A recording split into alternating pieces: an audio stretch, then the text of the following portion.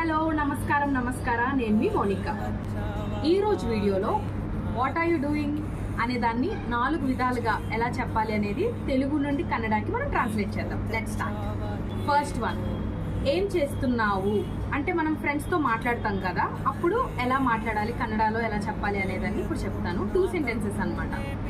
First one, ఏం ಮಾಡ್ತಿದ್ಯಾ are ఏం ಮಾಡ್ತಾ ಇದೀಯಾ. ఈ 2 సెంటెన్సెస్ మీ ఫ్రెండ్స్తో మాట్లాడినప్పుడు యూజ్ చేయొచ్చు. నెక్స్ట్, మీకంటే ఎల్డర్ అంటే పెద్దవాళ్ళతో మాట్లాడినప్పుడు ఏం చేస్తున్నారు అని తెలుగులో అంటాం కదా, ఇప్పుడు కన్నడలో చెప్తాను 2 విధాలుగా. ఏం ಮಾಡ್ತಿದ್ದೀರಾ ఆర్ ఏం ಮಾಡ್ತಾ ಇದ್ದೀರಾ. అంతే. These are the 4 sentences you can use based upon the situation and based upon the person you are talking with. Okay? Do like, share, comment and follow my page Learn Kannada with Monica. I'll meet you with next video.